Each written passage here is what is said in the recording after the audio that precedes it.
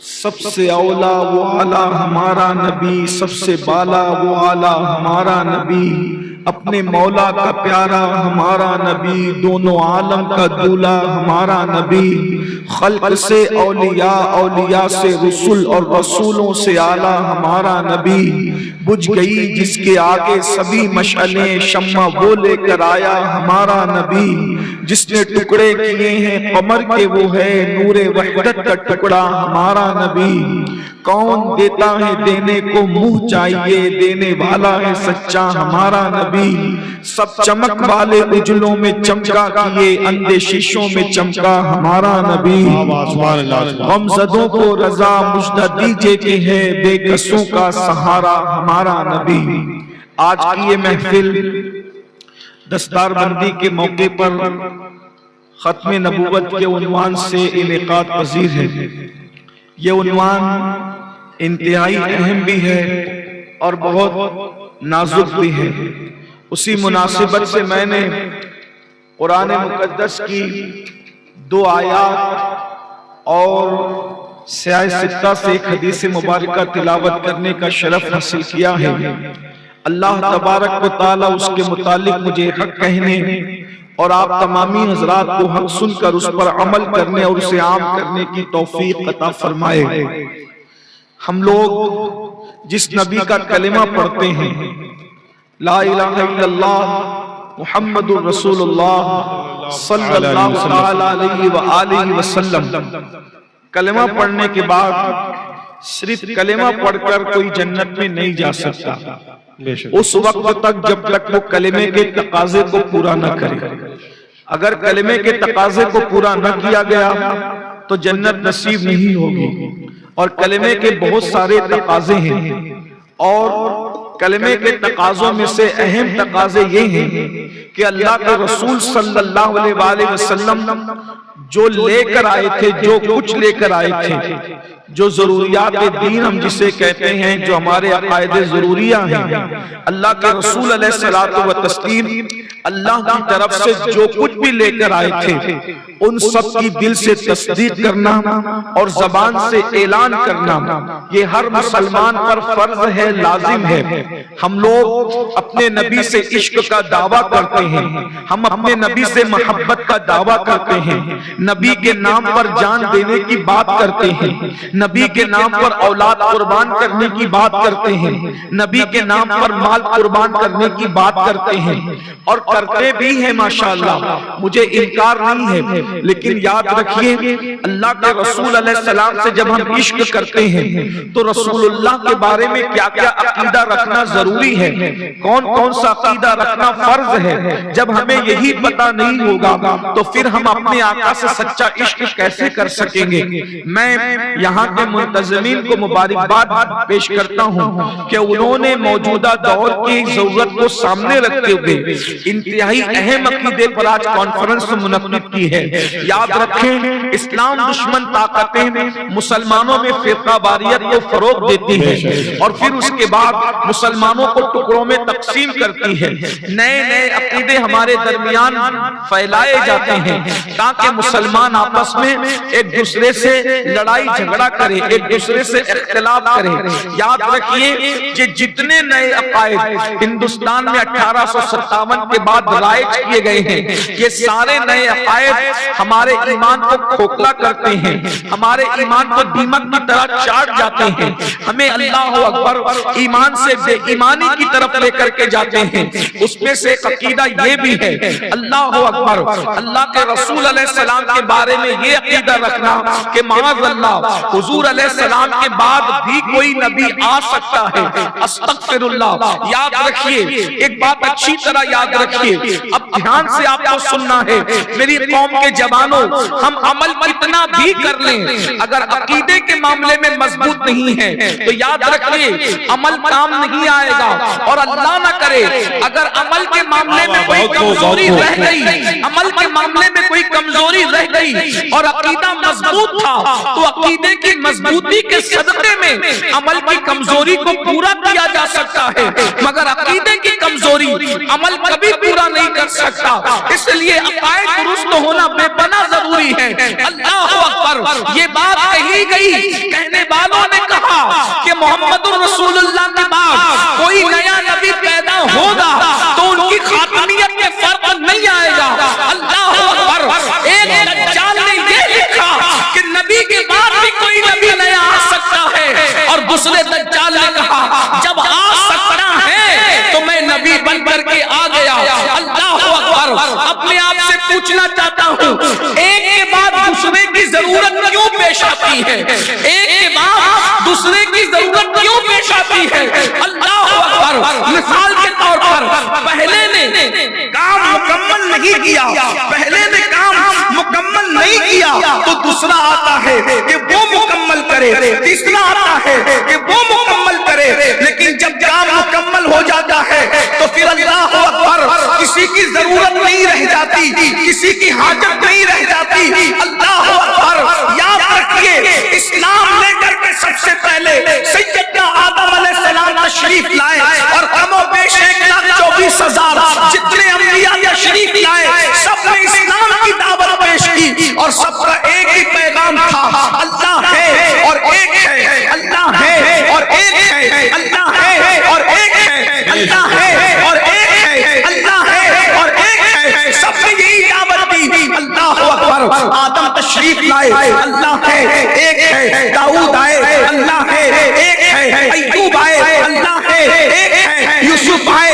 اللہ ہے ایک ہے، سب نے یہی بات کی۔ اللہ اکبر، اب آپ مجھے بتائیں، ہر نبی آئے اپنی اپنی ذمہ داری کو نبھایا، لیکن آخری میں جس کو بھیجا وہ سید الانبیاء، وہ خاتم النبیین، وہ قائد المرسلین۔ میں آپ کو آسان زبان میں سمجھانا چاہتا ہوں۔ اللہ اکبر، آپ نے جلسہ سجایا، آپ نے جلسہ سجایا، یہ جلسہ سر شام سے سجایا گیا ہے، اس میں کئی مقررین ہوں گے، کئی علماء ہوں گے، کئی خطبہ ہوں گے، صرف سمجھانے کے لیے کہہ رہا ہوں، ملانے کے لیے نہیں کہہ رہا ہوں۔ یہ ہمارے نقیب محفل ہے، نقیب جلسہ برکاتی صاحب ہے، بانیین محفل علماء کرام ہیں، نوری صاحب اور ان کے رفقا ہیں، ادارے کے ذمہ داران ہیں۔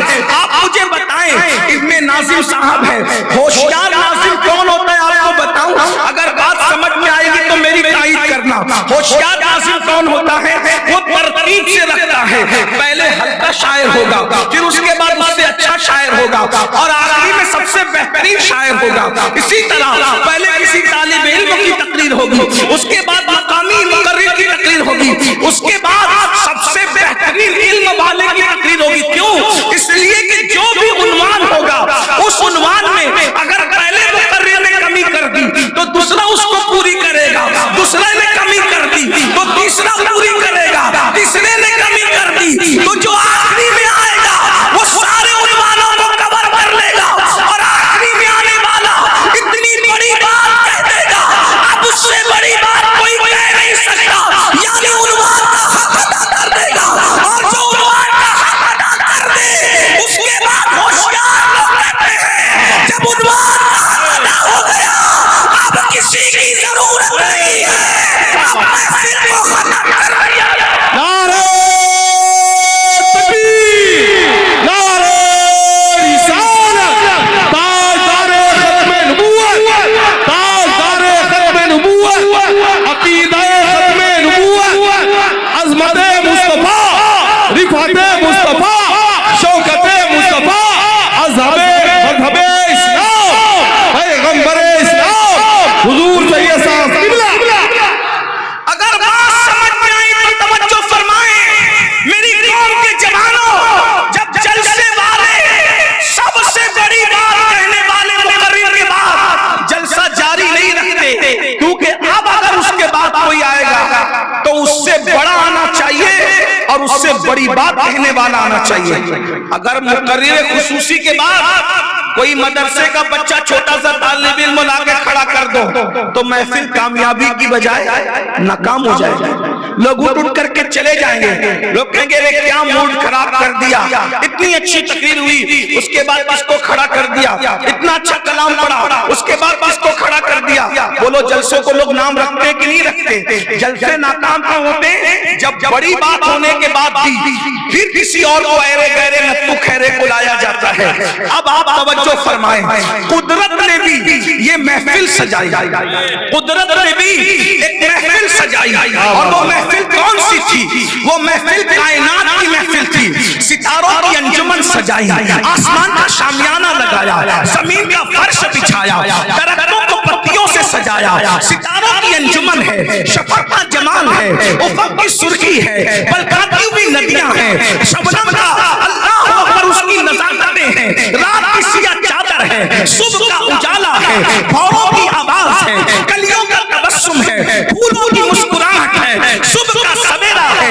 اللہ اکبر، اتنی خوبصورت کائنات، چاند کی چاندنی پیدا کی، سورج کی کرنیں پیدا کی، سب کچھ پیدا کیا، اور پیدا کرنے کے بعد ایک دو نہیں 18,000 مخلوق کو پیدا کیا، اور 18,000 مخلوق کو پیدا کرنے کے بعد قدرت نے منبر پر ایک گویا کا جلسہ کیا، اور اس جلسے کا عنوان تھا اللہ ہے اور ایک ہے۔ گویا کہ اس کا نقیب صرف سمجھانے کے لیے اس کا نقیب بلبل سدرا جبریل امین تھا، آنے والے آتے رہے، آدم آئے اللہ ہے ایک ہے، داؤد آئے اللہ ہے ایک ہے، یوسف آئے اللہ ہے ایک ہے، ایوب آئے اللہ ہے ایک ہے، ابراہیم آئے اللہ ہے ایک ہے، سب آور کہتے رہے اللہ ہے ایک ہے۔ لیکن لوگوں نے کہا کیا آپ نے اللہ کو دیکھا ہے؟ تو سب نے کہا نہیں دیکھا ہے، نہیں دیکھا ہے، نہیں دیکھا ہے۔ لیکن اس عنوان میں جو آخری میں آیا ہے، آنے والا خاتم النبیین بن کر، اس نے کہا کیا کہا؟ اللہ ہے ایک ہے، سب نے کہا اللہ ہے ایک ہے، دیکھا نہیں ہے، لیکن جو آخری میں آیا خاتم النبیین بن کر، اس نے کہا اللہ ہے ایک ہے۔ لوگوں نے کہا دیکھا ہے، کہا انی رأیت ربی۔ نعرہ تکبیر، نعرہ رسالت، لبیک یا رسول اللہ، لبیک یا رسول اللہ، تاجدار ختم نبوت، نعرہ حیدری۔ اب آپ مجھے بتائیں، اب ان کے بعد کوئی آیا، ان کے بعد کوئی آئے تو اس سے بڑی بات کرے نا، توجہ ہے آپ کی؟ ان کے بعد کوئی آئے تو ان سے بڑی، کوئی ان سے بڑی بات کر سکتا ہے؟ بولو بھائی کر سکتا ہے؟ آ ہی نہیں سکتا تو کر کیا سکتا ہے؟ آج ہمارے ملک ہندوستان میں قادیانی فرقے کو پرموٹ کرنے کی ناپاک کوشش کی جا رہی ہے، عقیدہ ختم نبوت پر ضربیں لگائی جا رہی ہیں، کئی قادیانیت کے نام پر، کئی بہائیت کے نام پر، کئی خطیب، کئی پر فتنہ شکیل بن حنیف کے نام پر۔ آپ کیا ہے یا نہیں ہے مجھے نہیں پتا، لیکن پورے ہندوستان کے اندر نام الگ الگ ہیں، لیکن فتنہ یہی ہے ختم نبوت کا انکار۔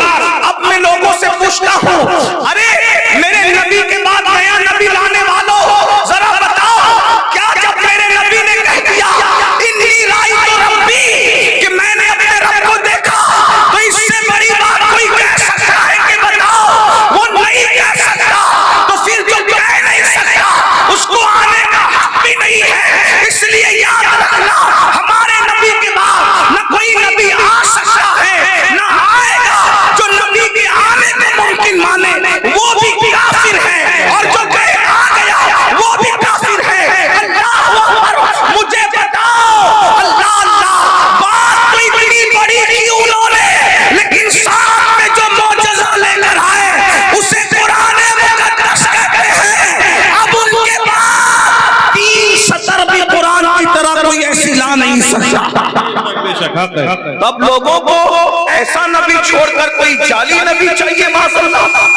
بتائیے، لوگ فتنہ شکیل کی طرف جائیں، قادیانی کی تصویر دیکھو تو ہنسی آتی ہے، ایک آنکھ چھوٹی ایک آنکھ بڑی۔ کیا لوگوں کا نبی ہے جس کی دونوں آنکھیں بھی برابر نہ ہو؟ یہ قادیانوں کا نبی ہے جس کی دونوں آنکھیں بھی برابر نہ ہو، یہ قادیانیوں کا نبی ہے۔ اور ہمارے نبی کی آنکھوں کی شان قرآن بیان کرتا ہے، ما زاغ البصر وما طغى۔ جب وہ آنکھیں خدا کو دیکھتی ہے تو دیکھتی ہی رہ جاتی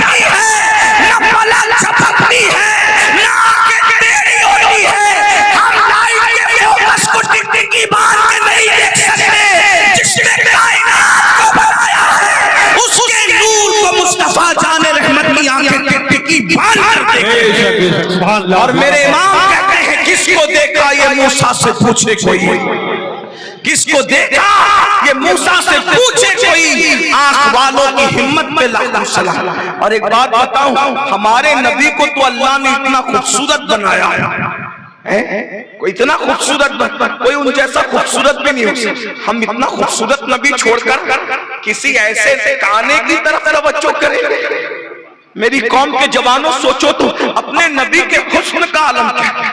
صحابہ کہتے ہیں کہ اگر اللہ بفرض محال قرآن نازل نہ بھی کرتا تو حضور کو اتنا خوبصورت چہرہ اللہ نے دیا تھا کہ لوگ صرف حضور کا چہرہ دیکھ کر کے مسلمان ہو جاتے۔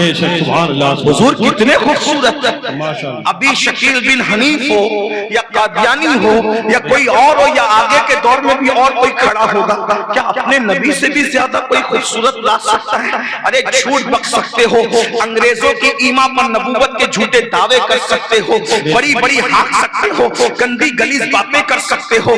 جن نوجوانوں کو نہیں پتا انٹرنیٹ کے ذریعے سے یہ گندگی پھیلائی جا رہی ہے، دیہاتوں میں، راجستھان کے دیہاتوں میں، یو پی کے دیہاتوں میں، بنگال کے دیہاتوں میں قادیانی فرقہ الگ الگ نام سے جو ہے وہ معاذ اللہ ختم نبوت پر ڈاکہ ڈال رہا ہے۔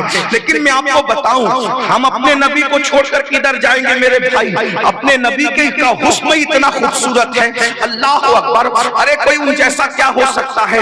جب صدیق اکبر خوبصورت ہو کر ان کی طرح خوبصورت نہ ہوئے، فاروق اعظم خوبصورت ہو کر جب ان کی طرح خوبصورت نہ ہوئے، مولا علی خوبصورت ہو کر جب ان کی طرح خوبصورت نہ ہوئے، اللہ اکبر، حضرت یوسف جیسا پیغمبر خوبصورت ہو کر جب ان کی طرح خوبصورت نہ ہوئے، تو یہ قادیان میں پیدا ہونے والا دجال ان کے حسن کا مقابلہ کیا کر سکتا ہے؟ اللہ اکبر۔ اپنے نبی کا حسن بتاؤں، کیا خوبصورت نبی دیا اللہ نے، ہر اعتبار سے ہمارے نبی کامل اور مکمل ہے۔ اللہ اکبر۔ سرکار مولائے کائنات سید السادات سیدنا علی کرم اللہ تعالی وجہہ الکریم فرماتے ہیں، جب حضور خوشی سے مسکراتے تھے، جب حضور خوشی میں مسکراتے تھے تو حضور علیہ السلام کا چہرہ اتنا چمکتا تھا کہ حضور کے چہرے کے اندر دیوار کا عکس ہم دیکھا کرتے تھے، ہم سورج کا عکس دیکھا کرتے تھے، ہم چاند کا عکس دیکھا کرتے تھے۔ ہے کسی کے گال اتنے خوبصورت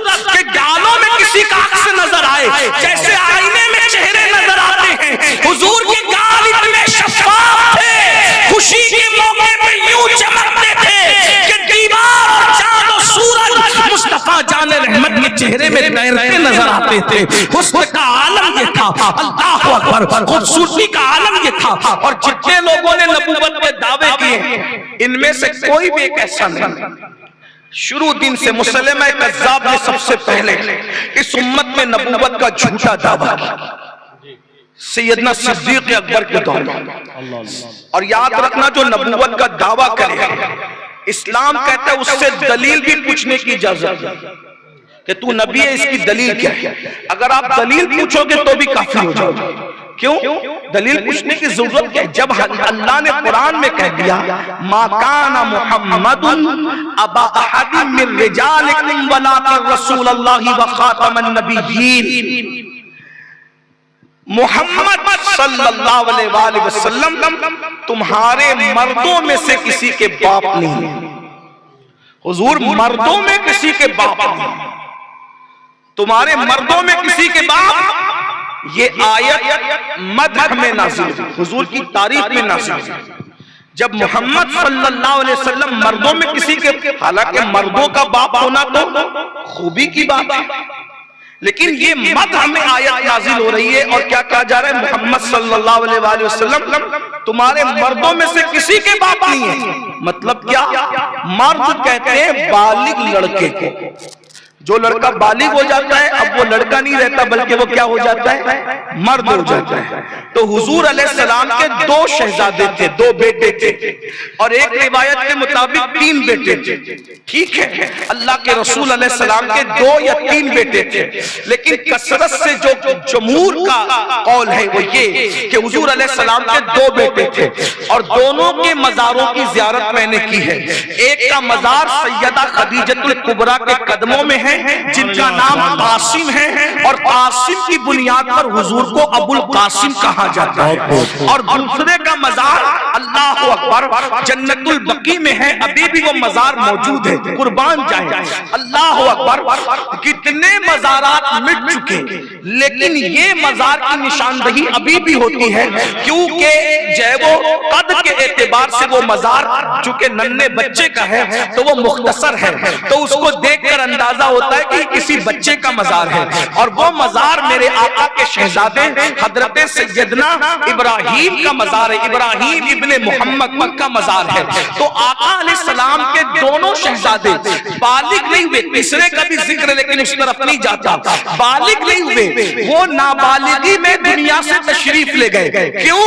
اللہ کے رسول علیہ السلام فرماتے ہیں اگر میرے بعد نبوت کا سلسلہ جاری رہتا تو میرا بیٹا ابراہیم نبی ہوتا، اور وہ ایک مقام پر یہاں فرمایا کیا اگر ابراہیم جوان ہوتے حیات ہوتے تو وہ نبی ہوتے، لیکن چونکہ میرے بعد کوئی نبی نہیں ہے، یا نبی یا بادی، اللہ اکبر۔ اب میں آپ سے پوچھتا ہوں ننھے بچے کسی کے انتقال کر جائیں تو لوگ کیا کہتے ہیں؟ ہائے اس کا بچہ انتقال کر گیا، بچپنے میں اس کی گود خالی ہو گئی، بچہ دنیا سے تشریف لے گیا۔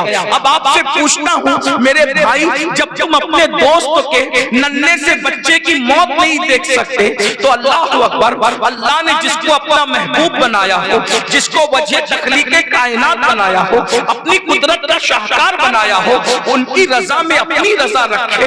خدا کی رضا چاہتے ہیں دو عالم، خدا چاہتا ہے رضا محمد، ان کی رضا میں اپنی رضا رکھے۔ اب میں آپ سے پوچھنا چاہتا ہوں میرے بھائیوں پھر اللہ نے محبوب کے ننھے ننھے بچوں کو موت کیوں دی؟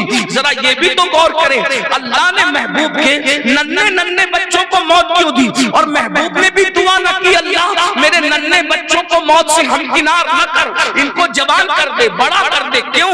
حضور نے بھی نہیں دعا کی۔ اللہ اکبر، جس کی ٹھوکروں سے مردے زندہ ہو جائے اس کی اولاد کیوں نہیں جی سکتی تھی؟ جس کی نگاہ اٹھے تو قبلہ بدل جائے تو تقدیریں بدلتی تھی لوگوں کی، تو اولاد کی تقدیر کیوں نہیں بدلتے؟ یاد رکھیں اللہ کی حکمتوں کو اللہ جانتا ہے۔ آقا فرماتے ہیں اللہ اکبر، توجہ کرنا، غور کرنا، چونکہ انبیاء کرام کی اولاد بھی نبی ہوئی، انبیاء کرام کی اولاد بھی نبی ہوئی، توجہ کرنا، دھیان دینا۔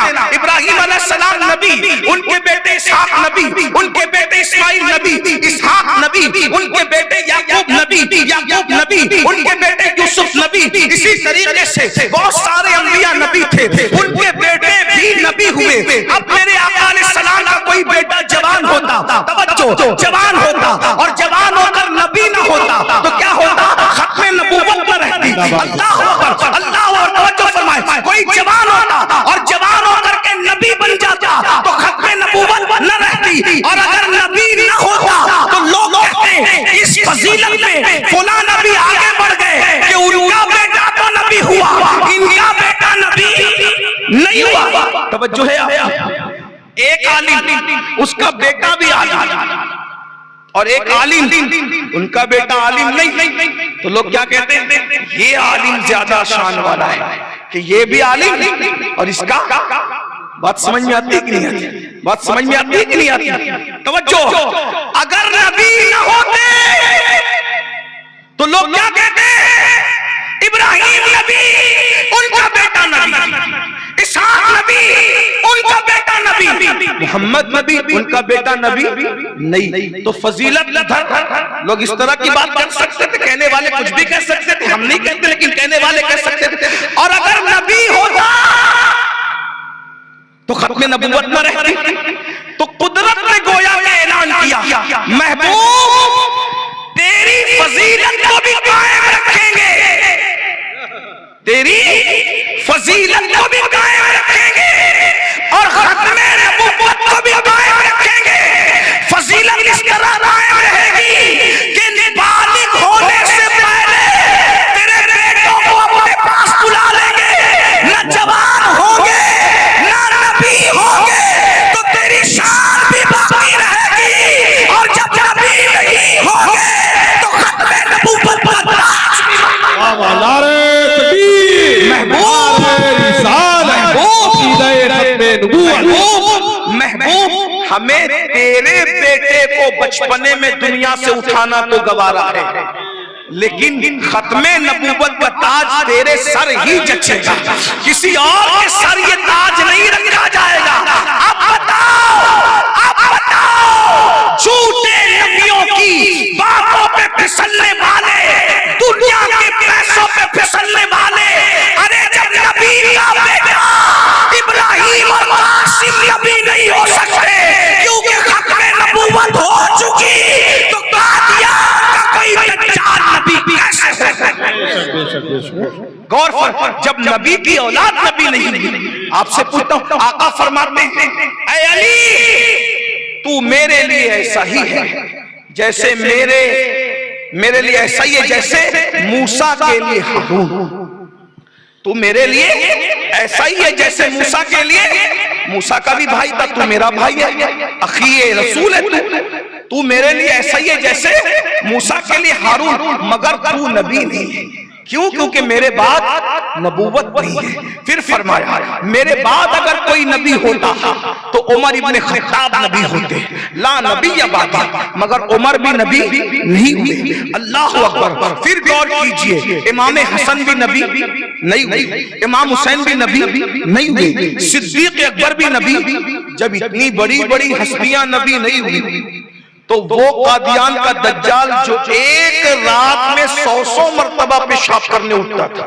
اس کی سیرت پڑھے آپ، میں کوئی ہنسانے کی بات نہیں، کیا نبی بنایا لوگوں نے جو پاک نہیں رہ سکتا، ذرا غور تو کریں۔ اور اپنے نبی کی شان کیا، اپنے نبی کی شان کیا، حضور جس سواری پہ بیٹھ جائیں، جب تک سواری پہ بیٹھے ہیں وہ سواری اونٹنی ہو کر، گھوڑی ہو کر، خچر ہو کر، جب تک نبی بیٹھے وہ پیشاب نہیں کر سکتی، یعنی جانور کو بھی اتنا احساس ہے کہ مجھ پر نبیوں کا نبی بیٹھا ہوا ہے، اس لیے میں نے پیشاب نہیں کرنا ہے، میں نے پیشاب نہیں کرنا ہے۔ توجہ فرمائیے، یہ نبی کی شان ہے، ذرا غور کریں، اپنے نبی کی عظمت کو سمجھو، اپنے نبی کی بزرگی کو سمجھو۔ آج ہمارے بچے ختم نبوت کے عقیدے کو نہیں جانتے۔ یاد رکھنا ایک بات اللہ کے رسول علیہ السلام نے فرمایا، میری اور انبیاء کی مثال ایسے ہی ہے، آقا فرماتے جیسے کسی نے عمارت بنائی، عمارت پوری بن گئی، بننے کے بعد ایک ایک کی جگہ خالی تھی، ایک ایک نہیں رکھی تھی، ایک ایک کی جگہ خالی تھی،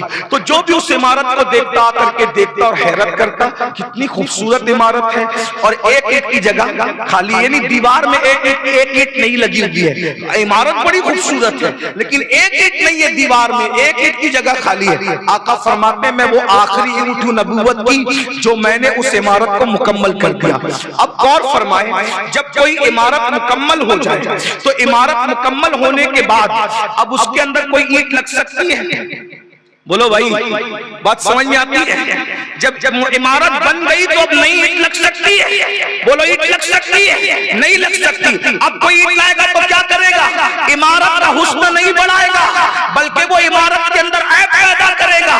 تو نبوت کی عمارت مکمل ہو چکی ہے، ہمارے آقا کے بعد اب کسی کی ضرورت نہیں ہے۔ حضور تو حسن کے اعتبار سے، علم کے اعتبار سے، تقوی کے اعتبار سے، پرہیزگاری کے اعتبار سے، ہر اعتبار سے حضور بے مثال ہے، لیکن سب سے پہلے نبوت کا جھوٹا دعویٰ اس امت میں جس بدبخت نے کیا اس کو مسلمہ کذاب کہتے ہیں، اور اس وقت جب اس نے نبوت کا جھوٹا دعویٰ کیا عرب کے بہت سارے قبیلے بلکہ اس کا خود کے قبیلے کے بھی اکثر لوگ اس کے ساتھ ہو گئے۔ سیدنا صدیق اکبر افضل البشر بعد الانبیاء بالتحقیق، سیدنا صدیق اکبر کا یہ احسان ہے۔ اللہ اکبر، جب رسول اللہ نے دنیا سے آنکھیں بند کی ہے اور ظاہری طور پر حضور دنیا سے تشریف لے گئے ہیں تو اس وقت امت میں اتنے فتنے پیدا ہوئے، زکات دینے والوں نے انکار کر دیا بعض لوگوں نے، اسی طریقے سے مرتد لوگوں کا فتنہ ایک طرف، ختم نبوت پر شبخوخ مارنے کا فتنہ ایک طرف۔ سیدنا صدیق اکبر نے فرمایا واللہ میں سب سے جنگ کروں گا۔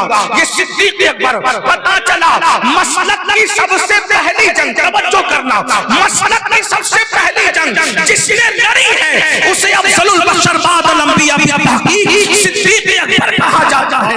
آج کل لوگ کہتے ہیں مولانا یہ مسلک کی بات نہ کرو، یہ مسلک کوئی چیز نہیں، مسلک کے بارے میں ہم سے سوال نہیں ہوگا، مسلک کے بارے میں ہم سے وہ اللہ نہیں پوچھے گا۔ آپ لوگ کیا لڑاتے رہتے ہیں مولوی لوگ مسلک کے بارے میں میں کہتا ہوں یاد رکھنا، مسلک کی سب سے پہلی جنگ صدیق اکبر نے لڑی ہے، صحابہ کے امام نے لڑی ہے، اور اکیلے نہیں لڑی ہے، سارے صحابہ صدیق اکبر کے ساتھ ہیں۔ پتہ چلا جنہیں مسلک سے چڑ ہے وہ صحابہ کے عقیدے کا باغی ہے، وہ اہل بیت کے عقیدے کا باغی ہے۔ لوگ کہتے ہیں صرف کلمہ پڑھ کے کام چل جائے گا، مسلک کے لیے نہ لڑا کرو۔ ہم نے کہا تمہارے مسلک تمہیں مبارک ہو، ہم صدیق اکبر کے غلام ہیں، ہم صحابہ و اہل بیت کے غلام ہیں۔ صدیق اکبر نے پیغام دیا حالات کیسے ہی ہو، جب بھی عقیدے پہ حملہ کیا جائے گا سب کچھ قربان کر کے عقیدہ بچایا جائے گا۔ نعرہ تکبیر، نعرہ رسالت، تاجدار ختم نبوت، جلسہ دستار۔ آج کل کے مالدار سیٹ لوگ کہتے ہیں یہ مولوی لوگ مسلک کے نام پہ لڑانے آتے ہیں۔ میں نے کہا کیا صدیق اکبر سے بھی یہی ہوا؟ صدیق اکبر نے مسلک کی لڑائی، پہلی جنگ مسلک کی صدیق اکبر نے لڑی، اور دوسری جنگ مسلک، توجہ، دوسری جنگ مسلک کی امام حسین نے کربلا میں لڑی، اور آخری جنگ مسلک کی جو لڑے گا اسے رسول اللہ کا شہزادہ امام مہدی کے نام سے جانا جائے گا۔ اس کو یاد رکھنا، اس لیے مسلک کا مذاق نہ اڑاؤ۔ لوگ کہتے ہیں مسلک بالائے طاق رکھ کے مل جاؤ، میں نے کہا وہ اوروں کے مسلک ہوں گے جو طاق پہ رکھے جاتے ہیں، ہمارا مسلک ہمارے دل پر، ہماری آنکھوں پر، ہمارے سر پر، ہمارا مسلک طاق پہ رکھنے والا نہیں ہے، ہمارا مسلک تو دل اور آنکھوں پہ رکھنے والا ہے، اور اسی مسلک کو سینے پہ رکھ کر ہم قبر میں لے جائیں گے۔ ہمارے امام کہتے ہیں لحد میں عشق رکے لے کے چلے، اندھیری رات سنی تھی چراغ لے کے چلے، اور جب مسلک لے جائیں گے تو جنا بنے گی، جنا بنے گی، جنت سے پہلے جنا بنے گی۔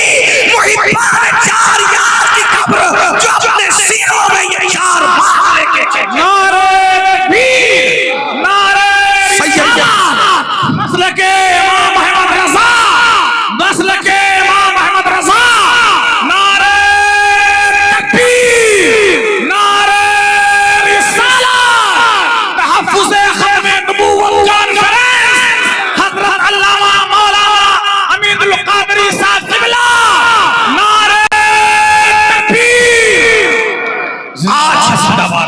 آج آپ لوگوں کو یہ فکر دی جا رہی ہے انٹرنیٹ نے نابالغ محققین کے ذریعے سے، مسلک کوئی چیز نہیں صرف مسلمان، مسلک کوئی چیز نہیں صرف مسلمان۔ ہم نے کہا مسلمان تو بالکل مسلمان ہے، مسلمان تو بالکل مسلک کوئی نئی چیز نہیں ہوتی، یہ مسلمانیت ہی مسلک ہے۔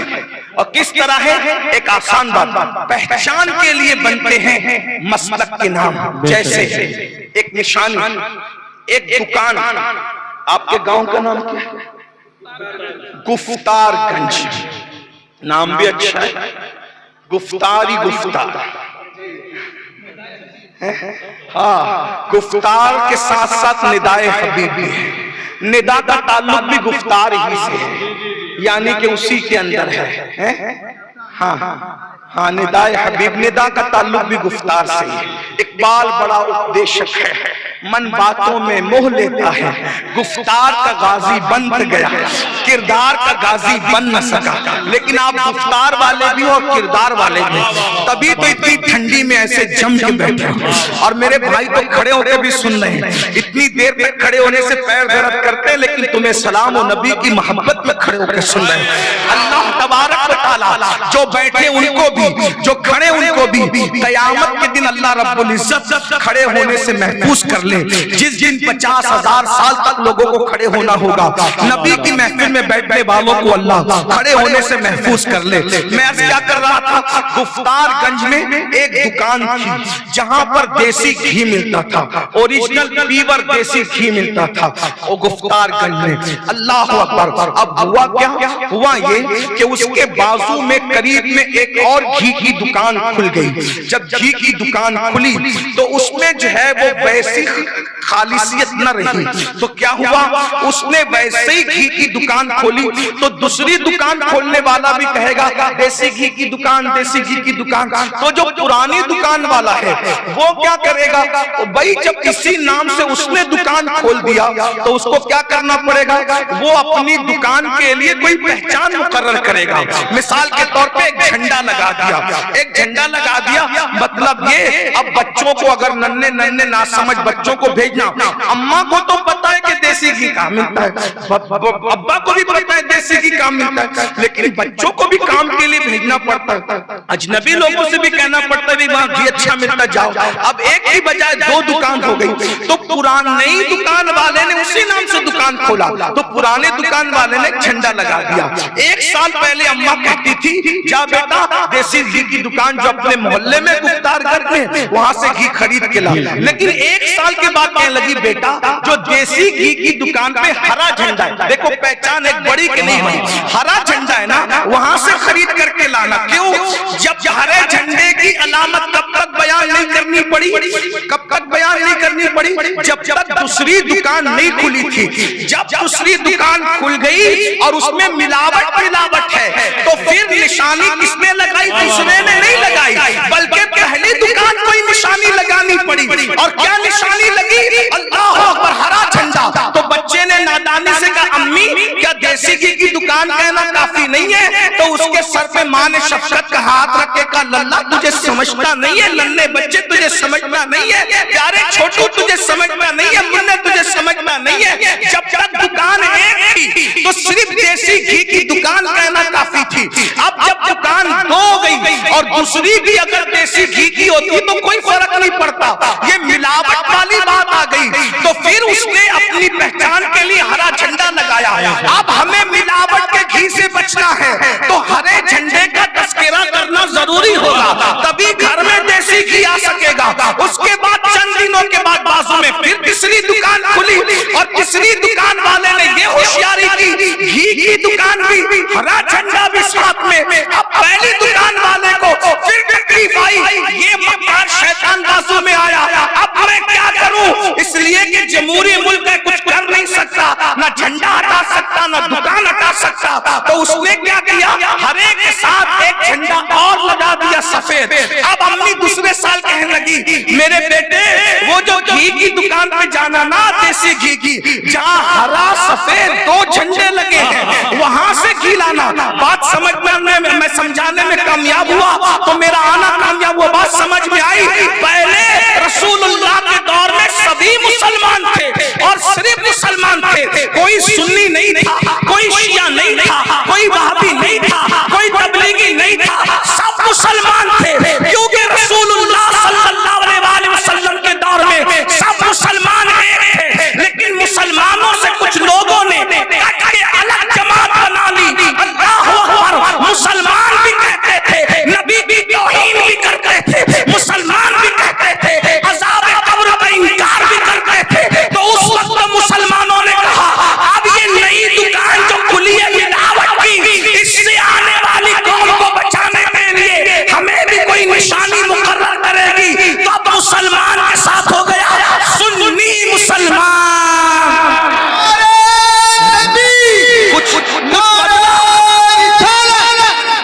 کچھ بدلا، کچھ نہیں بدلا، صرف پہچان مقرر کی گئی۔ اللہ اکبر، پھر اس کے بعد کچھ اور ایسے آئے، تیسری دکان کھلی، مسلمان سنی مسلمان لیکن عقیدے میں گڑبڑ کرتے تھے، تو پھر اسی حق والوں نے اسی دکان نے کہا اب اس ظالم نے شیطان نے دوسری تیسری دکان کھول کے مسلمان بھی کہا سنی بھی کہا، تو ہم کیا کہیں گے اپنے آپ کو، ہم ماتریدی اور اپنے آپ کو اشعری کہیں گے تاکہ اس سے پہچان ہو جائے۔ پھر اللہ اکبر، اللہ اکبر، پھر اس کے بعد کسی نے دکان کھولی تو کہا مسلمان بھی کہیں گے، سنی بھی کہیں گے، ماتریدی بھی کہیں گے اور اشعری بھی کہیں گے، ساتھ میں حنفی بھی کہیں گے، شافعی بھی کہیں گے، حنبلی بھی کہیں گے، مالکی بھی کہیں گے۔ دیکھیے دکانیں بڑھتی گئی، نشانیاں بڑھتی گئی، اور جب 14ویں صدی میں مسلمان بھی کہلائے، مسلمان بھی کہلائے، سنی بھی کہلائے، حنفی بھی کہلائے، اور نبی کے لیے کہا دیوار کے پیچھے کی خبر نہیں، مسلمان بھی ہے، کہہ رہے سنی بھی ہے، حنفی بھی کہلا رہے ہیں اور کہہ رہے دیوار کے پیچھے کی خبر نہیں نہیں، اور پھر کہنے نبی کے بعد کوئی نبی آ سکتا ہے، یعنی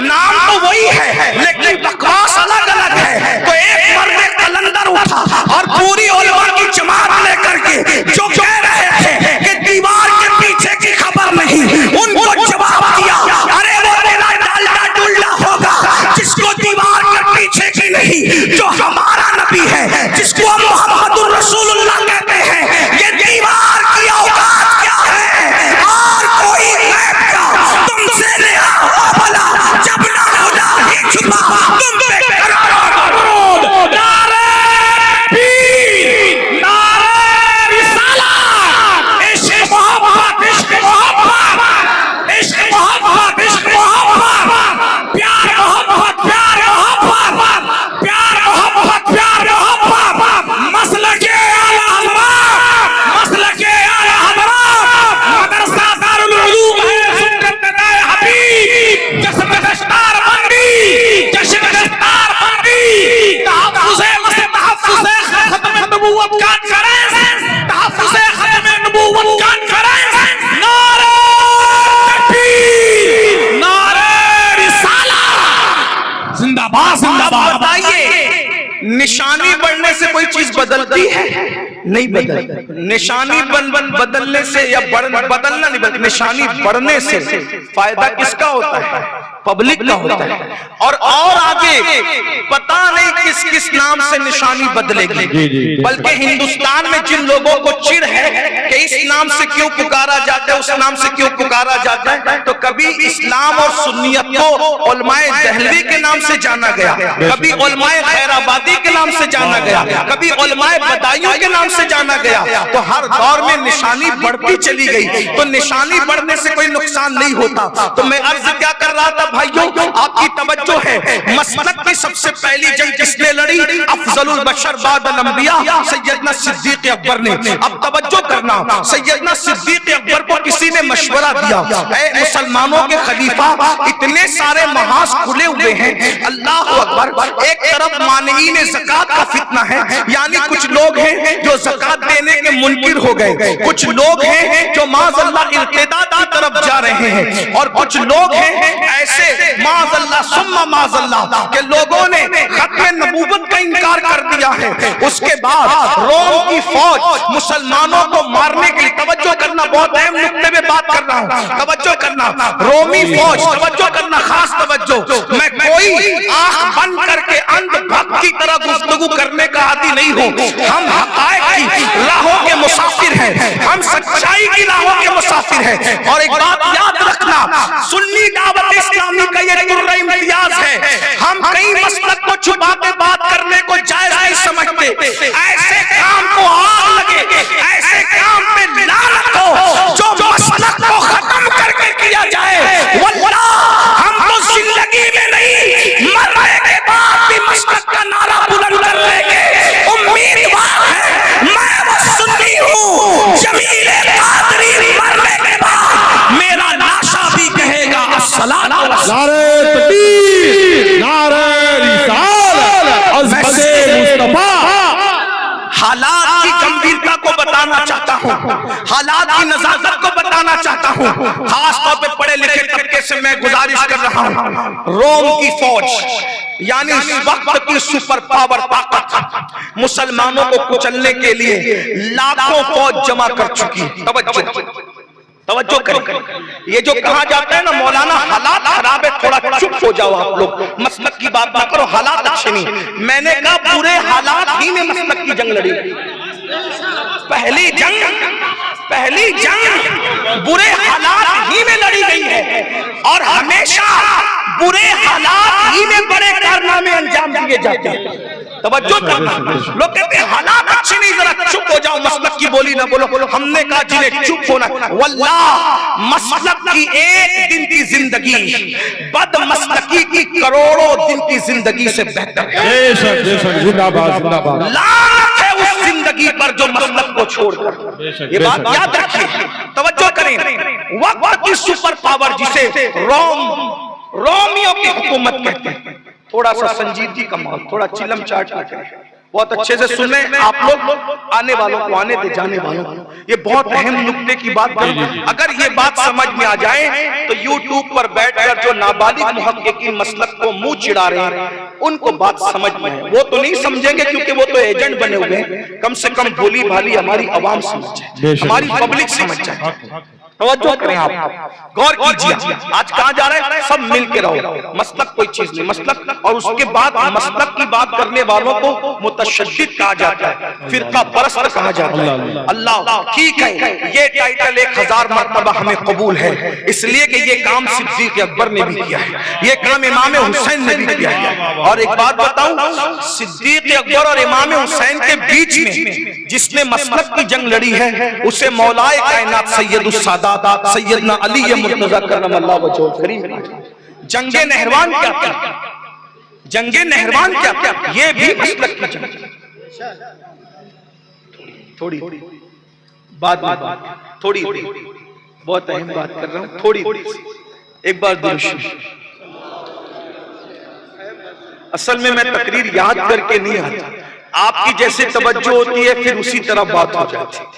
میں تو سبق سنانے آتا ہوں، آدمی جب یاد کر کے آتا ہے نا تو آپ کچھ بھی کرتے رہے وہ سناتا ہی رہے گا، عرفانی روحانی حقانی تقریر رٹ کر، وہ میرا مسئلہ نہیں ہے۔ میں بہت چھوٹا سا طالب علم، میں نے ابھی وہاں تک رسائی حاصل نہیں کی، ویسے میرا قوت حافظہ اتنا مضبوط نہیں کہ میں روحانی حقانی عرفانی تقریر یاد کرتا۔ اگر یہی یاد کرنے کی بات ہوتی تو سب سے پہلے اللہ کرے میں قرآن حفظ کرتا، کتاب حفظ کرنے کی بجائے۔ لیکن تھوڑی توجہ آپ، لوگ کہتے ہیں حالات اچھے نہیں، مسلک کی بات بات صرف مسلمان، میں نے کہا رومی امپائر، اللہ اکبر، روم کی حکومت کیا کر رہی تھی؟ لاکھوں کی فوج جمع کر چکی، لاکھوں کی فوج، مسلمانوں کو ختم کر دینا ہے۔ صدیق اکبر نے فرمایا ہم رومیوں سے بعد میں لڑیں گے، توجہ دیکھ رہے ہیں، ہم رومیوں سے بعد میں، پہلے لشکر روانہ ہوگا اس وقت مسلمہ کذاب سے لڑنے کے، منکر ختم نبوت سے، مانعین زکات کے منکرین سے لڑنے کے لیے، مرتدین سے لڑنے کے لیے، اور اسی کے ساتھ پھر جس محاذ پر جائے گا رومیوں کے ساتھ لڑنے کے لیے، یعنی سارے محاذ پر ایک ساتھ ہم جنگ کریں گے۔ کسی نے کہا، بلکہ وہ کسی اور کون تھا میں آپ کو بتاؤں وہ کون تھا کہنے والا، دھیان سے سنو، سیدنا فاروق اعظم تھے، فاروق اعظم، غیظ المنافقین، امام المجاہدین، جانشین رسول دوم، رسول اللہ کے دوسرے جانشین۔ صدیق اکبر سے کہا صدیق اکبر آپ اتنے محاذ پر ایک ساتھ جنگ کریں گے مدینہ خالی ہو جائے گا، مدینہ خالی ہو جائے گا، رومیوں سے لڑ رہے ہیں ایک ساتھ، اسی وقت مسلمہ کذاب سے منکر ختم نبوت سے بھی لڑ رہے ہیں، اسی کے ساتھ آپ زکات کے منکروں سے بھی لڑ رہے ہیں، اسی کے ساتھ مرتدین سے بھی لڑ رہے ہیں۔ لیکن ذرا غور کیجئے صدیق اکبر کتنے نرم دل انسان تھے، رقیق القلب تھے، صحابہ میں سب سے نرم دل آدمی ابو بکر صدیق، ان سے بڑا نرم دل کوئی نہیں، لیکن نرم دل اپنوں کے لیے ہونا یہ مومن ہے، اور مسلک کے باغیوں کے معاملے میں نرم دل ہونا یہ مومن کی صفت نہیں، یہ نامردوں کی صفت ہے۔ صدیق اکبر اپنوں کے لیے نرم دل تھے۔ سیدنا فاروق اعظم نے جب کہا اے مسلمانوں کے خلیفہ، روم کی حکومت، مانعین زکات، منکرین ختم نبوت، مرتدین سب سے ایک ساتھ جنگ کرو گے مدینہ خالی ہو جائے گا، کیا ہوگا مسلمانوں کا؟ اب صدیق اکبر کو غصہ آیا، کس پہ؟ فاروق اعظم۔ فاروق اعظم تو اچھا مشورہ دے رہے تھے، اچھی نیت تھی، یہ سیٹوں کی طرح یہ گندگی کی بات وہاں نہیں تھی، وہ تو فاروق اعظم جیسا دین کا دائی کون ہو سکتا ہے، اپنے زمانے کا سید الموحدین، توحید ڈائریکٹ رسول اللہ سے سیکھنے والی ہستی، دین ڈائریکٹ رسول اللہ سے، لیکن دور اندیشی کو سامنے رکھ کر کہا اے مسلمانوں کے خلیفہ چاروں محاذ پہ جنگ مت کیجئے، مدینہ تنہا ہو جائے گا، کیا بنے گا؟ صدیق اکبر کو غصہ آیا اور کہا عمر اسلام لانے سے پہلے بڑا بہادر تھا تو، اور اسلام لانے کے بعد تو بزدل ہو گیا۔ کہ صدیق اکبر تم بزدل ہو گئے ایمان لانے کے بعد؟ امیر المومنین میں بزدل نہیں ہوا، میں تو خیر خواہی کے لیے مشورہ دے رہا ہوں کہ مسلمانوں کا کیا بنے پڑے گا، مدینہ خالی ہو جائے گا۔ اب صدیق اکبر کے تیور اتنے نرم دل آدمی کو مذہب کے معاملے میں جس نے سخت کیا تھا وہ کیا تھی پتہ ہے؟ کیا تھی؟ رسول اللہ کی تربیت تھی۔ غار ثور میں چھپنے نہیں گئے تھے، غار ثور میں اپنے بعد اپنا جانشین تیار کرنے گئے،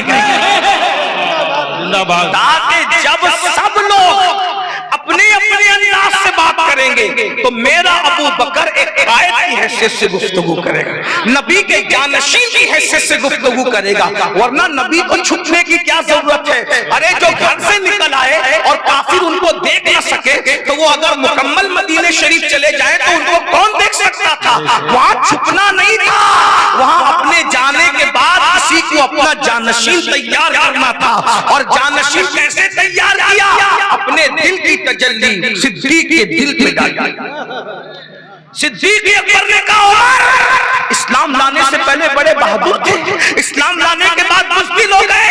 کامل المومنین مدینے کی تنہائی کی ستاتی ہے، شہر رسول کی تنہائی ستاتی ہے، تو صدیق اکبر نے فرمایا عمر سن لو، اگر مدینے والوں کے بچوں کو جنگل کے درندے اٹھا کر لے جائیں تو بچوں کو درندوں کا اٹھا کر لے جانا تو میں برداشت کر سکتا ہوں، لیکن ختم نبوت کا کوئی انکار کر کے زندہ رہے ابو بکر اس کو برداشت نہیں کر سکتا۔ اسلام کے چادر میں کوئی شب کو مارے میں اس کو برداشت نہیں کر سکتا۔ ابو بکر کی ران کو جنگل کے درندے نوچ نوچ کر کھائے، میں اپنا گوشت تو نچوا سکتا ہوں لیکن عقیدے میں حملہ ہو، میں جان بچانے کے لیے عقیدے کو آگ نہیں لگا سکتا۔ میں تمام محاذ پہ جنگ کروں گا، ایک ساتھ جنگ کروں گا، اللہ ہماری مدد فرمائے گا، اللہ ہماری امداد کرے گا۔ اور یہ بات بھی جوانوں تمہیں بتا دوں، پھر روم پر بھی حملہ ہوا، روم کا جواب بھی دیا گیا، مانعین زکات یعنی زکات کے منکروں کا جواب بھی دیا گیا، مرتدین سے بھی لڑا گیا، اور مسلمہ کذاب سے بھی جنگ کی گئی۔ اب مسلمہ کذاب سے جو جنگ ہوئی وہ مسلک کی جنگ کی شان سے ہو رہی تھی۔ صحابہ کرام نے صدیق اکبر کو کہا اے ابو بکر یہ بتائیے کہ جو لوگ مسلمہ کذاب کے ساتھ چلے گئے ہیں تو وہ تو ہماری طرح داڑھی رکھے ہوئے، کیونکہ ہم ہی میں سے ٹوٹ کر کے گئے ہیں، ہماری طرح داڑھی ہے، ہماری طرح سر پہ امامہ ہے، جیسے ہم لا الہ الا اللہ پڑھتے ہیں وہ بھی لا الہ الا اللہ پڑھتے ہیں، تو اب ہم کیسے پہچانیں کہ یہ ختم نبوت کا غدار ہے یا ختم نبوت کا وفادار ہے؟ کیسے پہچانیں؟ اس صدیق اکبر نے کہا اگر پہچاننے میں شبہ ہو تو میں تمہیں ایک علامتی نشان دیتا ہوں جس کو انگلش میں لوگ کوڈ ورڈ کہتے ہیں۔ کیا تھا وہ کوڈ ورڈ؟ کیا تھا؟ کہا کہ جب تمہیں شبہ ہو کہ یہ مسلمان ہے یا ختم نبوت کا غدار ہے تو تم کہنا یا محمدہ یا محمدہ یا محمدہ۔ یا محمدہ کے جواب میں جو یا محمدہ کہے سمجھنا یہ ختم نبوت کا وفادار ہے، اور اگر یا محمدہ کے جواب میں یا محمدہ نہیں کہے سمجھنا یہ ختم نبوت کا غدار ہے، کافر ہو چکا ہے۔ یا محمدہ کا مطلب کیا؟ علماء موجود ہے، دستار بندی کا جلسہ ہے۔ یا حرف ندا، حرف ندا کے بعد محمد منادا، اور منادا پہ جب مد آ جائے تو مدد کا فائدہ دیتا ہے، تب اس کا مطلب کیا ہوگا؟ مطلب یہ ہوگا یا رسول اللہ ہماری مدد کیجئے، یا رسول اللہ ہماری مدد کیجئے۔ رسول اللہ مدینے میں ہے، جنگ لڑی جا رہی ہے یمامہ کی سرزمین پر، حضور مدینے میں جنگ ہو رہی ہے یمامہ میں، حضور زمین کے اوپر نہیں ہے ظاہری حیات میں، حضور پردہ فرما چکے ہیں۔ پردہ فرمانے کے بعد ابو بکر یمن میں نعرہ لگوا رہے ہیں یا رسول اللہ ہماری مدد کیجئے۔ واہ واہ، نعرہ تکبیر، نعرہ رسالت۔ توجہ تو فرمائے، اور کیا کہا؟ جو اس کے بدلے میں کہا یا محمدہ تو تم کیا کہنا؟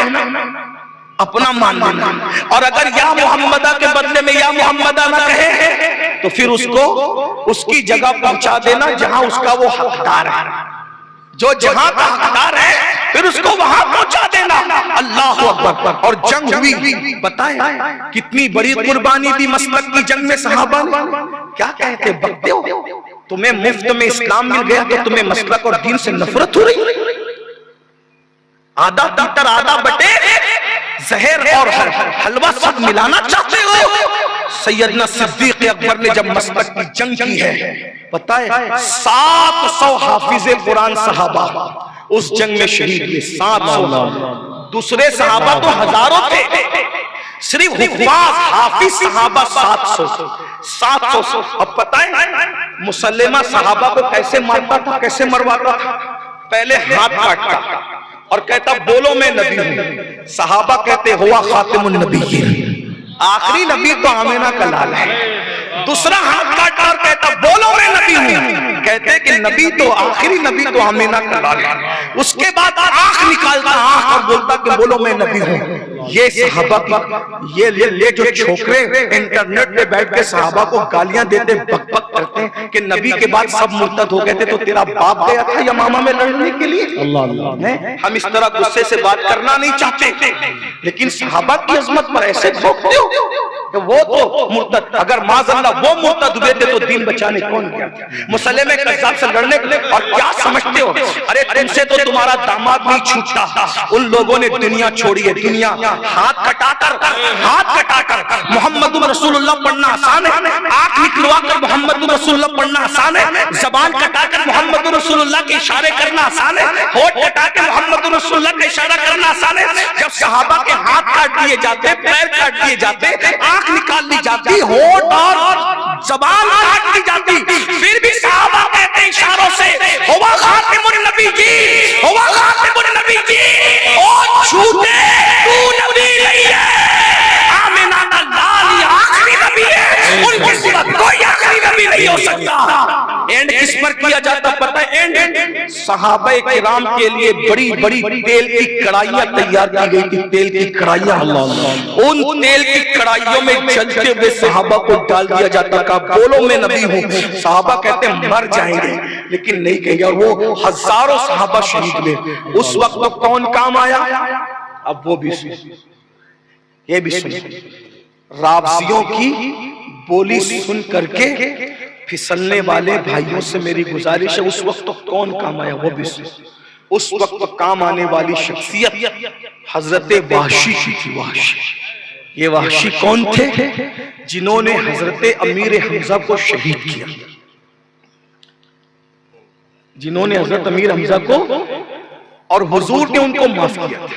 یہ بھی میرے آقا کا اخلاق ہے، چچا کے قاتل کو معاف کیا۔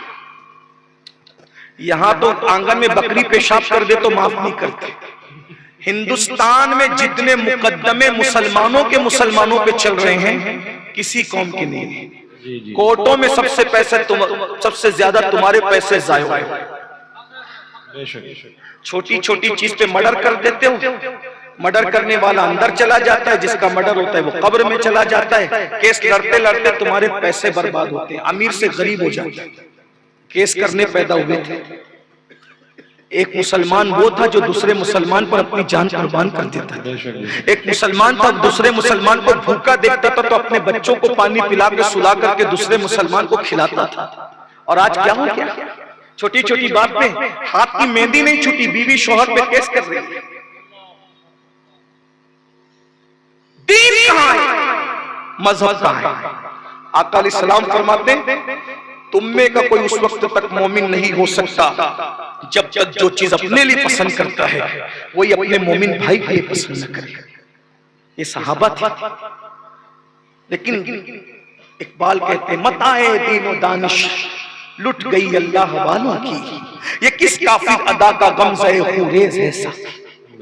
توجہ کرو، سب سے چہیتے چچا امیر حمزہ کا قاتل وحشی، فتح مکہ کے دن حضور نے کہا تھا وحشی جہاں دکھے اسے قتل کر دینا۔ وحشی کو لوگوں نے کہا وحشی محمد رسول اللہ صلی اللہ علیہ وسلم، میں کہہ رہا ہوں کیونکہ ہم لوگ اسی طرح حضور کا نام لیتے ہیں، محمد صرف کہنے میں ہمیں اچھا نہیں لگتا، بلکہ لفظ محمد کہنے سے پہلے بھی رونگٹے کانپتے ہیں کہ اتنی گندی زبان سے اتنا پاکیزہ نام کیسے لے سکتا ہوں۔ ہزار بار بشویم دہن ز مشک و گلاب، ہنوس نام تو گفتن کمال بے ادبی. حضور اگر میں ہزاروں مرتبہ مشک اور گلاب سے اپنا منہ دھو لوں تو ایک مرتبہ بھی میری زبان اس کی حقدار نہیں ہے کہ نام محمد کہہ سکے. یہ نام کوئی کام بگڑنے نہیں دیتا، بگڑی بھی بنا دیتا ہے سب نام محمد. کیا ہوا میرے بھائیوں؟ فتح مکہ کے دن کہا وحشی جہاں نظر آئے میرے چچا کا قاتل ہے اسے قتل کر دیا جائے. وحشی کو خبر ہوئی کہ آقا نے اعلان کیا کہ وحشی جہاں دکھے اسے قتل کر دو، یعنی وحشی کا نام بلیک لسٹ میں تھا.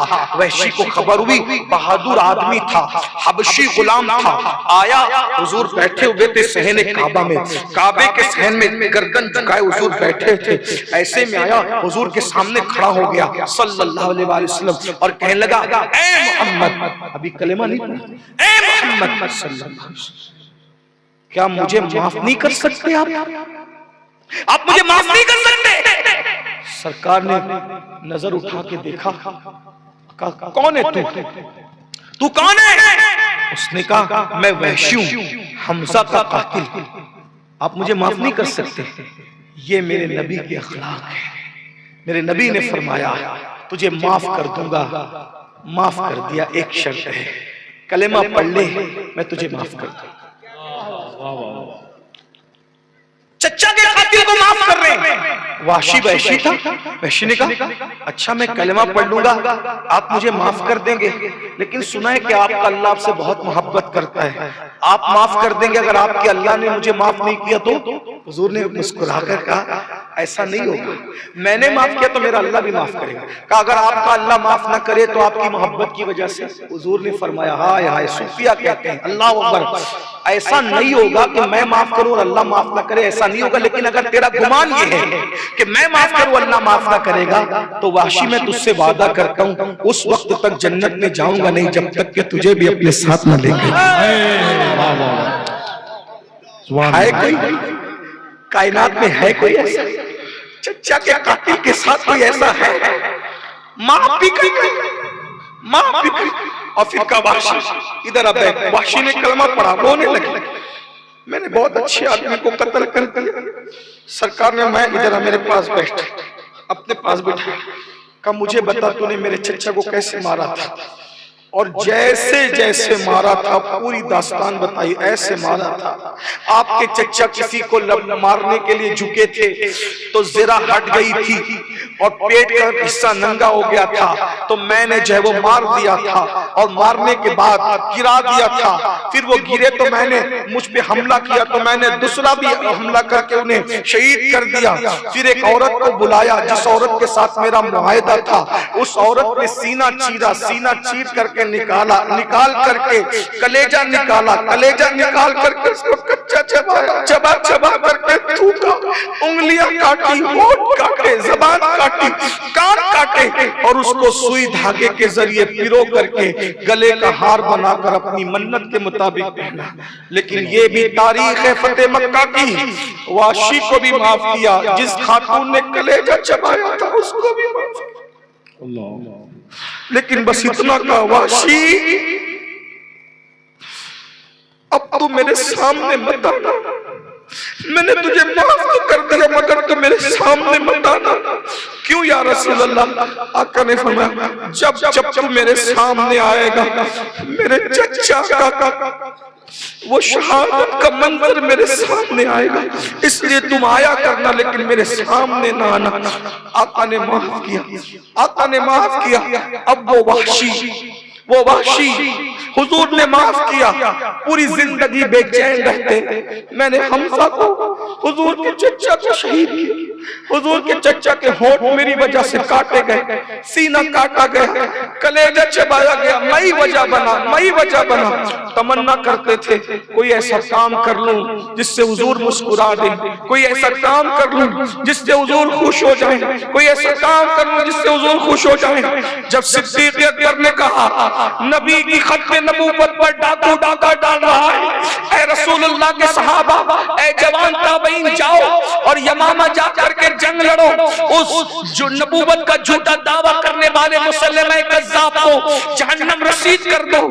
تو وحشی کو موقع مل گیا، چلو چلتے ہیں۔ احد کی جنگ میں جو مسلمانوں کا نقصان کیا تھا، جب میں کافر تھا، اب میں مسلمانوں کا کوئی فائدہ کر دوں، حضور کو خوش کر دوں۔ اور اس کے بعد یمامہ کی جنگ میں گئے، بہت نشانہ باز آدمی تھے وحشی اس جنگ میں شریک ہوئے، سب لوگ لڑ رہے تھے، لیکن وحشی کو ایک ہی آدمی کی تلاش تھی۔ وحشی نے سوچا نہ رہے گی بانس نہ بجے گی بانسری، جب بجا ہی نہیں رہے گی تو سارا میٹر ہی ختم ہو جائے گا۔ وحشی سوچ رہے تھے جس شخص نے یہ فتنہ برپا کیا ہے اسی کی تلاش میں تھے۔ چھوٹا قد تھا، چھوٹی چھوٹی لال لال آنکھیں تھی، پکا رنگ تھا، نشانے باز بہادر انسان تھا۔ مسلمہ کذاب کو ڈھونڈتے رہے۔ ایک دن مسلمہ مل گیا، جیسے ہی ملا وحشی نے اس کو مار ڈالا، اور مارنے کے بعد اس کی لاش پہ پیر رکھا، اور پیر رکھ کر کے جب اس کی شہرہ کاٹ رہے تھے تو آسمان کی طرف دیکھ کر کہہ رہے تھے اے اللہ تو گواہ رہنا، جب میں کافر تھا تو میں نے اپنے زمانے کے بہترین انسان، نبی کے چچا، نبی کے محبوب امیر حمزہ کو شہید کیا تھا جب میں کافر تھا۔ اب میں مسلمان ہوں، اپنے دور کے سب سے بدترین انسان کو قتل کر رہا ہوں، اور نبی کے سب سے بڑے دشمن کو قتل کر رہا ہوں۔ اس قتل کرنے کے عمل کو، اس شہید کرنے کے عمل کے معاملے میں کفارہ بنا دے اور مجھے معاف کر دے۔ اللہ اکبر، توجہ فرمائے، یہ کارنامہ مسلمہ کذاب کو جہنم رسید کرنے کا کارنامہ حضرت وحشی کا تھا۔ میری بات سے کچھ لوگ ناراض ضرور ہوں گے، لیکن میں ناراضگی کی پرواہ اس لیے نہیں کرتا کہ میری روزی تمہارے گھروں سے نہیں، میری روزی مدینے کے تاجدار کی نالین کی خیرات ہے۔ جب میں شان علی مرتضیٰ پڑھتا ہوں اور شان اہل بیت پڑھتا ہوں تو بھی کسی کی پرواہ نہیں کرتا کہ لوگ مجھے کیا کہیں گے، اور جب میں شان صحابہ پڑھتا ہوں تو بھی میں پرواہ نہیں کرتا کہ لوگ مجھے کیا کہیں گے، اس لیے کہ لوگ کیا کہیں گے اس نیت سے میں کچھ پڑھتا ہی نہیں ہوں۔ میری فکر تو بس یہ ہے کام وہ لے لیجئے، تم کو جو راضی کرے، ٹھیک ہو نا میں رضا، تم پہ کروڑوں درود۔ میرے عزیز، میرے جوان، وحشی کے بارے میں کچھ کہنے سے پہلے تھوڑا سوچ لینا۔ میرے عزیز، جب رسول اللہ نے کسی کو معاف کر دیا، ایک بات پوچھتا ہوں، اگر آپ کے ابا نے کسی کو معاف کیا تو کیا آپ اس سے بدلہ لوگے تو باپ کے وفادار رہو گے؟ میرے بھائی، جس کو رسول اللہ معاف کر دیں ہم ان کا حساب کتاب لے کر کے کیوں بیٹھے ہوئے ہیں؟ اس لیے میری گزارش ہے، یہ حضور کے صحابہ ہیں۔ تو عرض کیا کر رہا تھا، یہ صدیق اکبر نے لڑی ہے ختم نبوت کی پہلی جنگ، اور یہ جنگ لڑی جاتی رہے گی۔ یاد رکھنا، اپنے بچوں کو بتاؤ ہمارے آقا خاتم النبیین ہے، اور خاتم النبیین کا مطلب کیا ہے؟ آخری نبی۔ کیا مطلب ہوا؟ آخری نبی کس کو کہتے ہیں؟ آخری مطلب ہوا اس کے بعد کوئی نہ آئے۔ آخری کا مطلب یہ اس کے بعد، اسی لیے حدیث میں جو آیا ہے خاتم بھی پڑھا جاتا ہے اور خاتم بھی پڑھا جاتا ہے، دونوں تلفظ ہے۔ خاتم بھی، انا خاتم النبیین لا نبی بعد، میں آخری نبی۔ خاتم، پہلے خاتم کا مطلب سمجھ لیں، چلے پہلے خاتم کو سمجھ لیں۔ خاتم کا مطلب ہوتا ہے مہر۔ کیا ہوتا ہے؟ خاتم مطلب مہر، اور خاتم مطلب ختم کرنے والا، اینڈ کرنے والا، آخری کرنے والا۔ سمجھ گئے بات؟ ایک بات آپ سے پوچھتا ہوں، میرے بعد حضرت علامہ شاکر علی نوری ہمارے قائد، ہمارے امیر آئیں گے تو کیا میں اس جلسے کا آخری مقرر رہ جاؤں گا؟ بولو بولو بھائی، بولو بھائی، نہیں نا، یعنی میرے بعد جو آئے گا وہ آخری ہوگا، اور وہ بھی اس شرط پہ آخری ہوگا کہ اس کے بعد کوئی نہ آئے۔ یہی ہے نا؟ تو حضور خاتم ہے، حضور کیا ہے؟ آخری ہے، اینڈ ہے، اب ان کے بعد کوئی نبی نہیں آنے والا۔ لیکن حضور نے کیا کہا؟ انا خاتم النبی، میں خاتم۔ اب خاتم کی جب بات آئی تو چھوٹ بھائیوں کو اس میں کچھ نہ کچھ ڈالڈا ملانے کی کوشش کرنے کے لیے ہمت آ گئی. دیکھو خاتم ہے نا، خاتم کا مطلب ہوتا ہے مہر. ہم نے کہا ہمارے علماء نے نہیں چھوڑا کچھ. ہاں ہمارے علماء، پھر ہمارے علماء جنہیں 1857 کے بعد انگریزوں کی میز سے مذہب اور مسلک ملا ہے، وہ لوگوں کے پاس دلیلیں کم ہیں.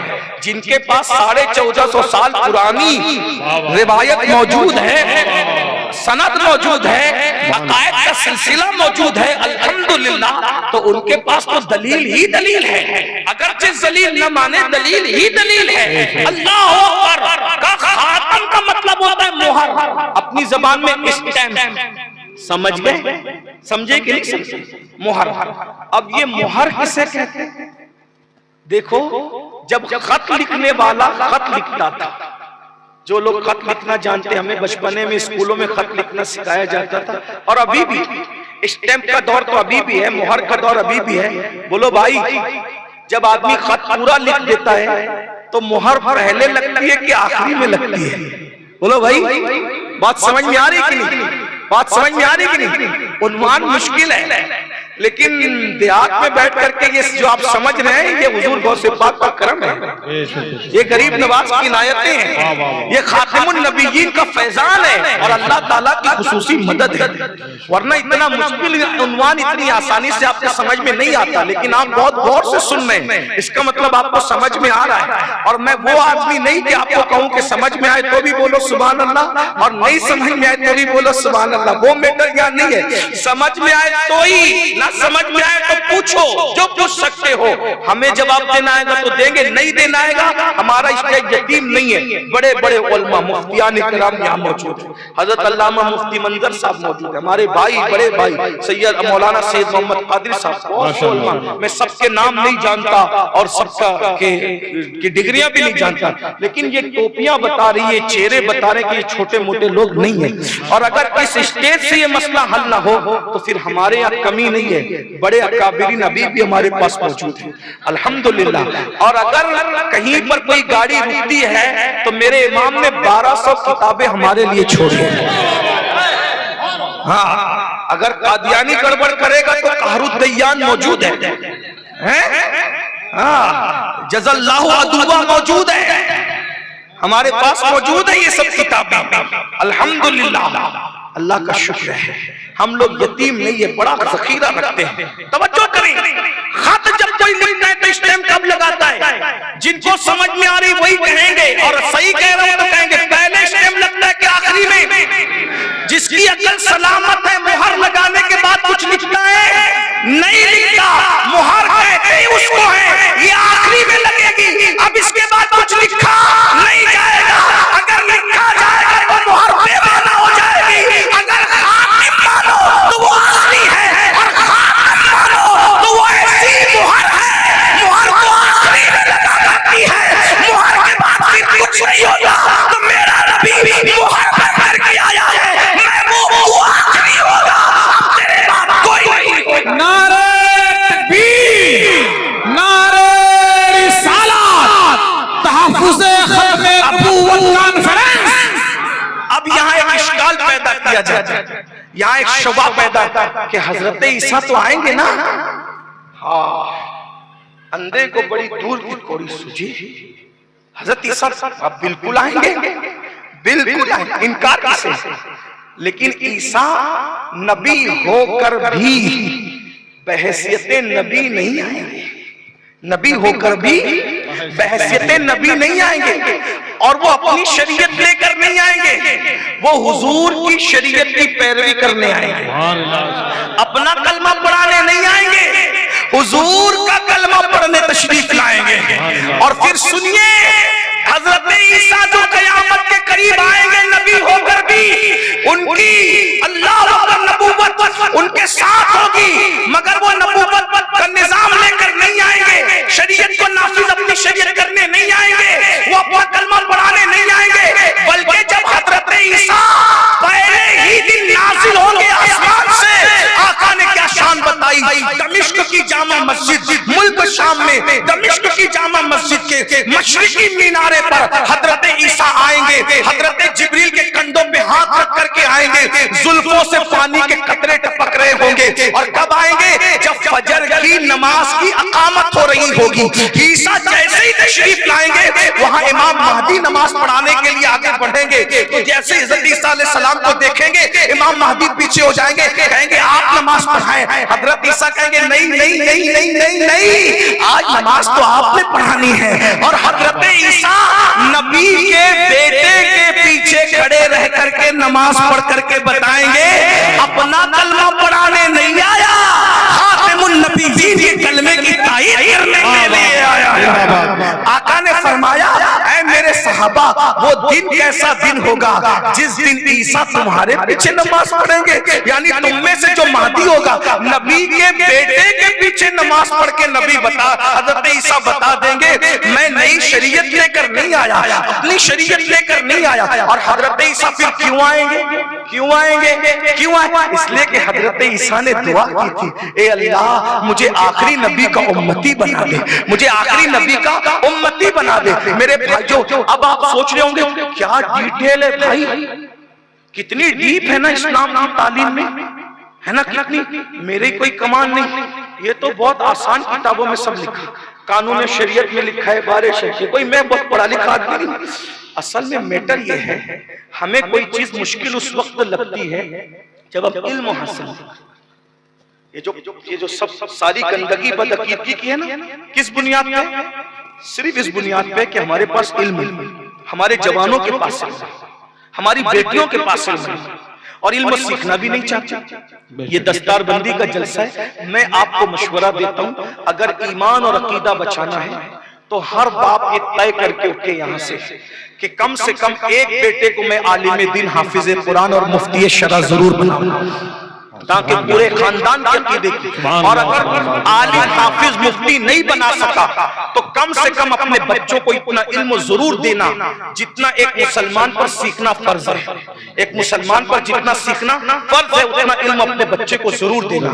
علم نہیں ہونے سے نقصان کیا ہوتا ہے, بس میں بات اینڈ کر رہا ہوں, میرا وقت تو پورا ہو گیا ہے. حضرت جیسے آئیں گے میں اپنی بات پوری کر لوں گا, لیکن ذرا توجہ کریں. علم نہ ہونے سے نقصان کیا ہوتا ہے؟ دیکھو جو باطل فرقے کے لوگ ہیں نا, وہ حدیث صحیح پڑھتے ہیں. توجہ, میں ان کی کوئی تعریف نہیں کر رہا ہوں, لیکن جو بات ہے وہ کر رہا ہوں. وہ حدیث صحیح پڑھتے ہیں. حدیث پڑھنے میں کوئی میٹر نہیں ہے, حدیث صحیح پڑھتے ہیں, لیکن حدیث کا جو معنی وہ بیان کرتے ہیں اس میں ڈنڈی مارتے ہیں. بالکل ایسے ہی جیسے گائے کے گھی کے اندر بکری کے دودھ کا بنا ہوا گھی ملا دیا. کوئی باریکی سے پہچان کرنے والی پہچان کر سکتا ہے نا, جیسے شہد میں گڑ کا پانی ملا دیا, کوئی باریکی سے پہچان کرنے والی پہچان کر سکتا ہے نا. اب دیکھو کیسے ڈنڈی مارتے ہیں, میں ایک مثال رکھتا ہوں پھر آپ کو پوری بات سمجھ میں آئے گی ڈنڈی کیسے مارتے ہیں. اور آپ کو علم نہیں ہے تو آپ متاثر ہو جاتے ہو, پھسل جاتے ہو.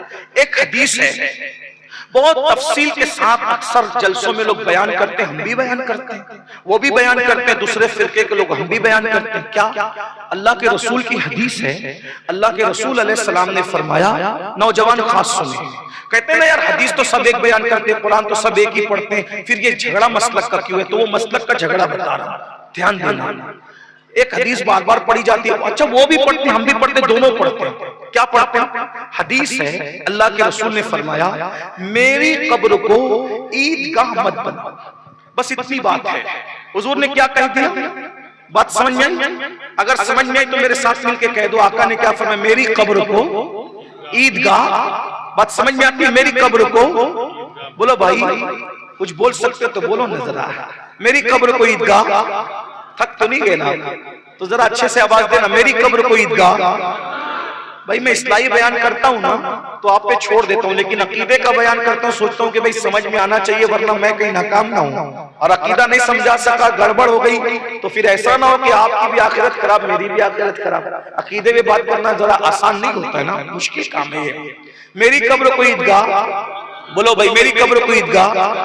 اس حدیث کو وہ بھی مانتے ہیں, ہم بھی مانتے ہیں, لیکن اب حضور نے اتنا کہا میری قبر کو عیدگاہ مت بنا, وہ بھی پڑھتے ہیں, ہم بھی. اب وہ سمجھاتے کیسے وہ سنیں. کہتے دیکھو دیکھو دیکھو دیکھو رسول اللہ نے فرمایا میری قبر کو عیدگاہ مت بناؤ. مطلب کیا؟ اب مطلب مولوی صاحب ملا جی بیان کریں.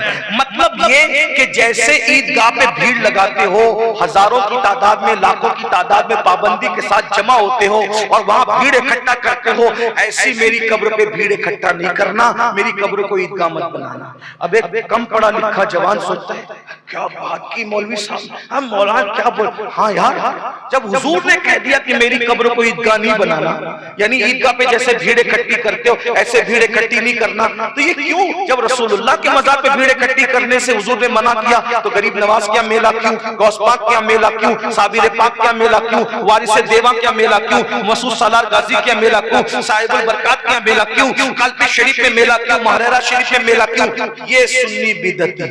پھر آپ دسل جاتے ہو، پھسل جاتے ہو. کیوں؟ حدیث صحیح پڑھی، سمجھانے میں ڈنڈی ماری ہے نا، علم نہیں تھا پھسل گئے.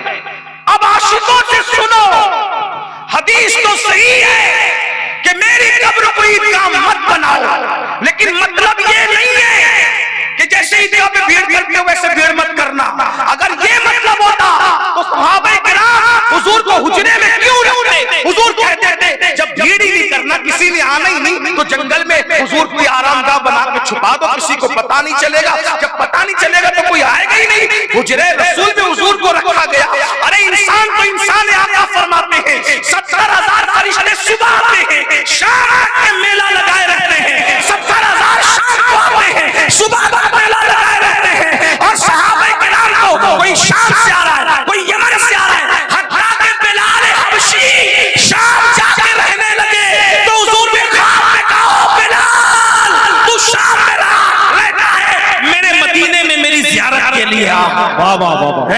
جب یہ مطلب ہوا کہ بھیڑ نہ لگاؤ تو بلال کو کیوں بلا رہے ہو، صحابہ کو کیوں بلا رہے ہو؟ اللہ اکبر اللہ اکبر. اور پھر حضور کے مزار پر تو فرشتوں کا میلہ رہتا ہے اور انسان بھی لاکھوں، جتنے لاکھ حضور کے مزار پر روزانہ حاضر ہوتے کسی کیا نہیں، لاکھ نہیں تو ہزاروں کی تعداد میں رہتے ہیں. تو حضور نے یہ ضرور کہا میری قبر کو عیدگاہ مت بناؤ. مطلب یہ نہیں ہے کہ بھیڑ مت لگانا، اس پر ان کے پاس کوئی دلیل نہیں ہے، ورنہ بیٹھ کے بات کر لو. اب مطلب میں بتا رہا ہوں، ذرا عاشقوں کا مطلب سنو. مطلب آقا کیا کہہ رہے ہیں؟ میری قبر کو عیدگاہ مت بنانا. مطلب کیا؟ جیسے عیدگاہ میں سال میں 2 مرتبہ جاتے ہو، سال میں 2 مرتبہ جاتے ہو، عید اور بقرعید پر ایسے 2 مرتبہ مت آنا. او میرے عاشقوں، جب موقع ملے تب آ جانا، کیونکہ من زار قبری وجبت لہ شفاعتی. جس نے میری قبر کی زیارت کی اس پر میری شفاعت واجب ہوگی.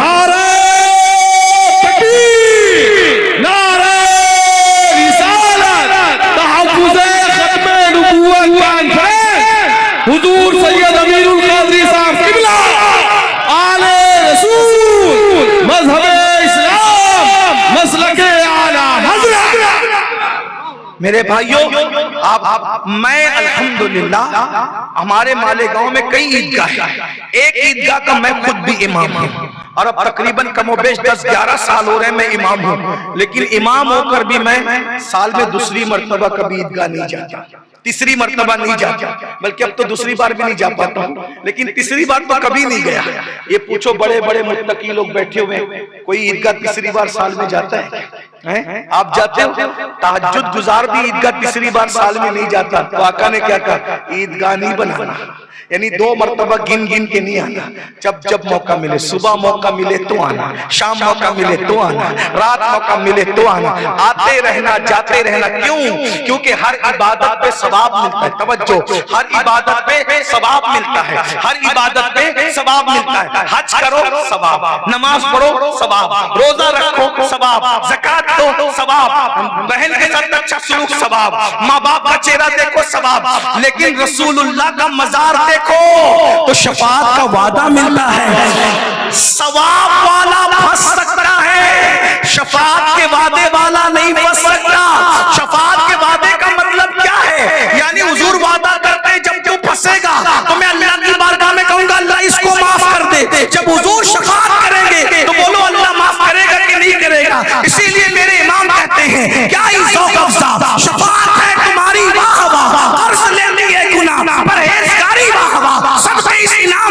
قربان اس اکرام کے ہو رہی ہے دونوں عالم میں تمہاری واہ واہ، پارے دل بھی نہ نکلا دل سے تحفے میں رضا، ان سگانے کو سے اتنی جان پیاری واہ واہ۔